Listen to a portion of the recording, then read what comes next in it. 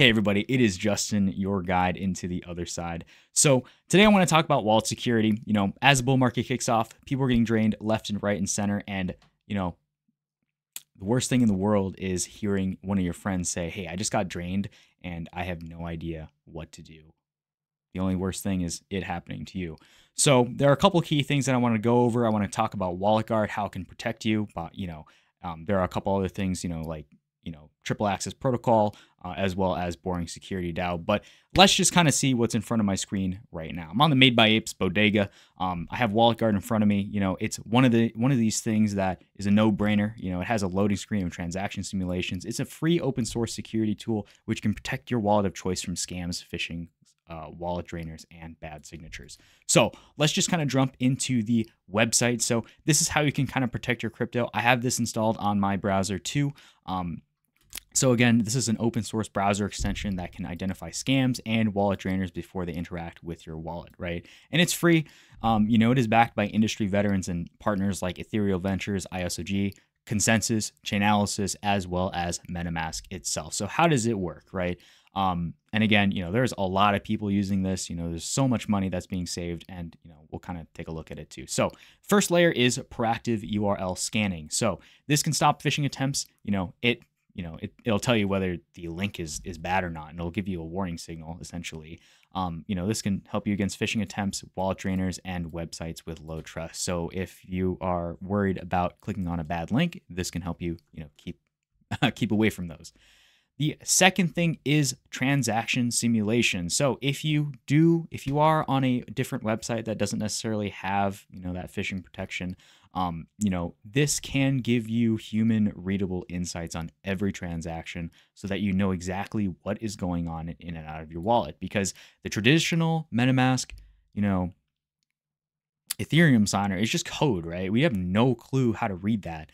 And this can basically tell you what is going in and out of your wallet, right? It can help you against malicious approvals, fake mints, and again, fraudulent websites. So again, there's over 300 communities that they've protected essentially. There are a couple of, quotes here that you can kind of read through, but I wanted to go over the fact, right? Does it connect to my wallet? That's a big question that me, myself, had to ask. And again, no, WalletGuard does not connect to your wallet. It simply simulates the transaction without any direct interaction with your wallet. We can never move your assets or make decisions for you. The only optional thing is the WalletGuard security dashboard that does require you to connect and sign in if you choose to run an optional security scan of your wallet. And I'll show you how to do this in just a moment. I'll show you what it looks like. And again, your preferred wallet extension cannot communicate with our extension or any other extension for that matter. It would be a significant security vulnerability if they allowed private keys or seed phrases to be exposed. So again, how does it work? Transactions are simulated through the following flow. Transaction data gets passed between dApps and your wallet via the window.ethereum object in your browser, and then they proxy that window to run a simulation on the transaction data without modifying anything in the request. So again, this never requires any access to your wallet extension or the underlying wallet, and you can verify this claim. Again, it's open source on GitHub. Basically, it's open source, right? And you can check it for yourself if you are a coder. So do they make money? Currently, it is free right now. There's, in the future, there'll probably be premium features.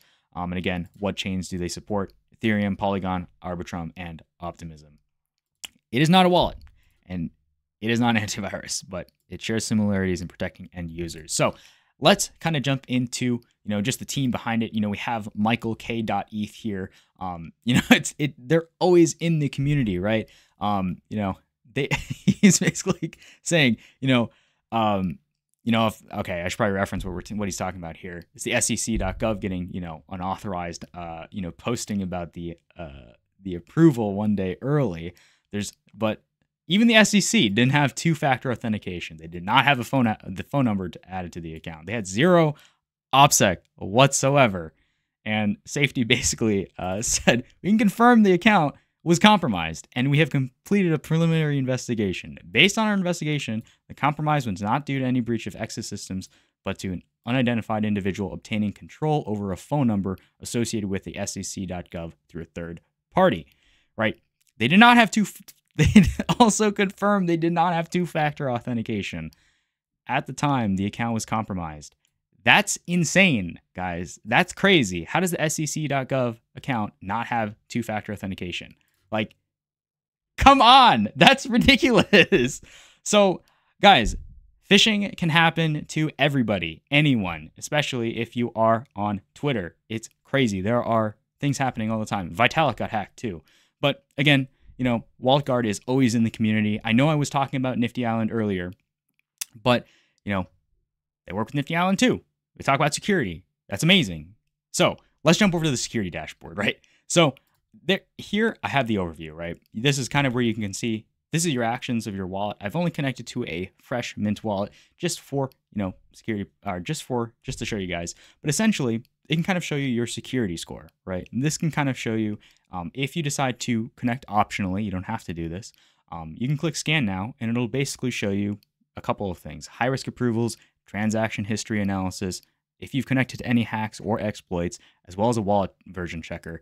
One thing that I did want to talk about was the wallet version checker. When I connected to this the first time, I did not know that my MetaMask was out of date. So I, went ahead and updated MetaMask.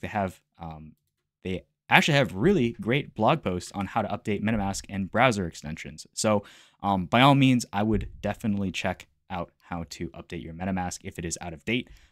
Basically, they tell you to go into they can kind of show you, hey, go to your Chrome extensions, enable developer mode, click update on your extensions, and then you can just refresh and it will be updated. So that was something that even caught me. I was like, holy crap, I don't have MetaMask installed. And, there are more things inside of this, overview that you can kind of take a look at. You can kind of see your approvals as well. So you can kind of see all of your approvals across your, your wallet. I don't have any on here, so kind of moot point. But essentially, if you do, you can kind of see your assets, the type, the approve amount, the value at risk, as well as win or the approved center as well. So security scan is great.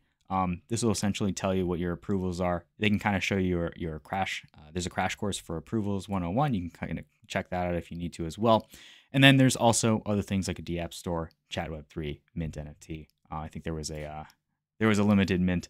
I think that ended, but we're just talking about the guard right now. But essentially, this is a really great tool. This can simulate transactions, especially if you are transacting with any particular transaction. It'll tell you what will happen.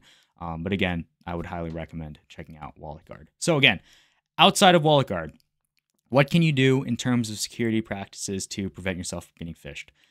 Punk6529 has an incredible security practice thread that I kind of want to go through, and it's essentially the TAP protocol, right? It's you basically have 3 addresses, so it's TAP. The way to never have all of your Grail NFTs phished is to religiously tap. It's super easy to do, and all of you should do it. There's no excuse. This is what I do. Keeps things relatively peace of mind. I can sleep at night. Number 2, you should use 3 addresses for your NFTs, and the first one is a vault, right? It's ice cold. This is where you store your NFTs. You are not currently selling. You never, ever, ever connect this to any service. Doesn't matter. And you only transfer NFTs in and out of this address. So this is like Omega Grails.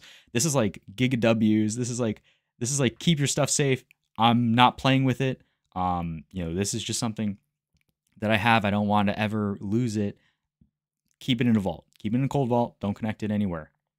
It becomes really difficult, especially if you're playing Otherside meta or any of the other games that require delegation. That is where it gets very difficult. That's where it gets very difficult, right? Because you want to participate in the games, you want to participate in all these mints and events and stuff like that. But he does address that in just a moment. So if you mint from it, it is not a vault. So number 3, or address number 2, transaction wallets. So this is a warm wallet. This is where you store your NFTs you are currently selling. You only sell or buy on recognized exchanges, say OpenSea, Magic Eden, Blur. Again, once you buy, you transfer to your vault. All right. So once you buy or sell, you transfer to your vault. Stuff that you're not buying or selling, stuff that you want to keep, move it to your vault. Number 3, minting, right? This is your hot wallet. You have no NFTs held on this address. None. You can mint wherever you want. And once you mint, you transfer to your vault or your transaction address. right? So this keeps a buffer, so you're not connecting your bags to a minting address, and then you get drained. This is why you have a separate minting wallet, and you can make as many of these as possible in any wallet that you want, like Rabby or MetaMask. You can make a new account and you can fund it and mint. So always transfer those mints back to your transaction wallet. So again, number 4, it is very simple not to have a phishing site drain your NFTs. You will simply not connect an address with your NFTs to the existing new link you saw on Twitter or Discord. Don't do it. Don't FOMO, because you can go to zero very quickly. Don't ever do it. You cannot trust any account that is non-compromised, right? We saw Vitalik's account get compromised. We saw SEC.gov's account get compromised. Guys, don't do it.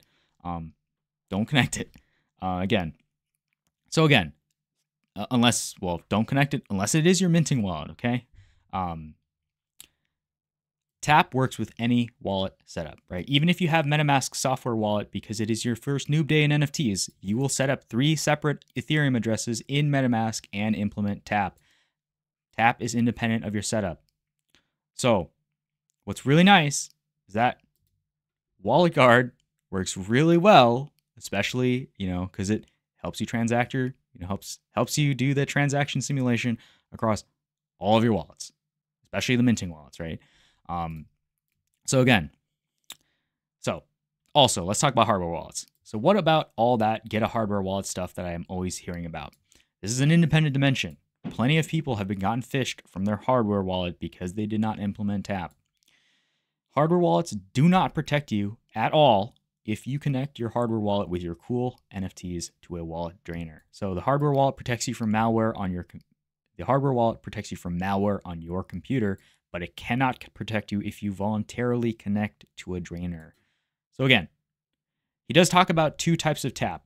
There's good Tap, which is you have a MetaMask address you have for minting, and you have a hardware wallet for transactions, and you have a hardware wallet number 2 for your vault, right? And he also goes into a more complex version of Tap, which is, a MetaMask address or hardware wallet for minting, and you have a hardware wallet for transactions.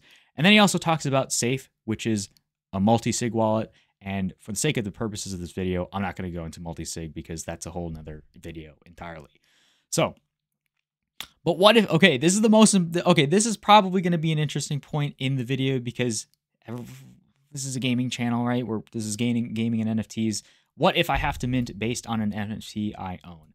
So he kind of talks about delegation and Worm, and that's where I would say, I use Worm or Delegate, especially if I'm playing like Legends of the Mara or a different type of game say Forgotten Runeverse, right? Delegation is going to be super key to play as your wizard safely inside of the Runeverse, right? That will probably be implemented. I hope. Please, guys. But I've heard it's going to be implemented, so that's good. So anyways, this is the use case for delegation, which is going well within major projects. Otherside meta, Forgotten Runes. Again, I will do a separate thread on delegation for the 4th time. Okay, that's not in the scope of this video. But for most phishing scams have nothing to do with allow lists, but with FOMO. So again, he talks about the Vitalik hack and phishing link. And again, this was not related to any existing NFT, and still people connected addresses with NFTs in them and lost them. This should never happen. Just mint with an empty minting address, only on with the ETH needed.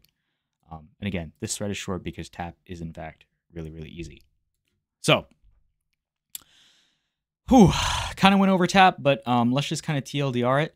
Basically, 3 address protocol, one that you use to, one that is your cold wallet, one that is your warm wallet. This is for your buying and selling, and one is for your hot wallet. This is for your mints, right? And then I would insert another one for gaming using delegation, and then you don't connect that to anything. But this video is going to get really long if I go into that. So again, Tap works synergistically really well with OtherGuide, but the biggest thing is the human element in that window of attack, right? The biggest defense that we have against, wallet attacks and drainers and phishers is ourselves, right? And that's where I want to segue over to BoringSecurity.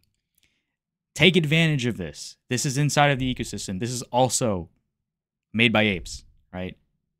This is powered by ApeCoin, right? They provide free classes, security awareness, and they track scams and hacks trends in Web3. They were the goats that were able to get back all the apes that one time, or relatively recently, that got hacked by the gray hat hacker, essentially. Gosh, my memory is failing me, but they were goats at that time, right?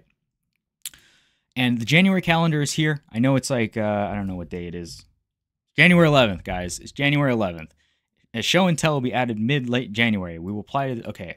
Sign-ups in our Discord in the class sign-up channel. And are, okay. What am I talking about? I'm talking about January's Boring Security calendar. This is where you can see, this is where you can attend free classes inside of the Made by Apes ecosystem, powered by ApeCoin DAO. Guys, this is a free, this is like totally free service that you can use to protect yourself, educate yourself, because it's your only protection against getting drained, right? It really is. And if you have a lot of money, if you have a lot of bags, please do it. Please, I'm begging you. But you'll definitely want to do it. Please, just do it. But again, there are a couple of classes. There's the 101 class, the 102 class. There's a class on social media security.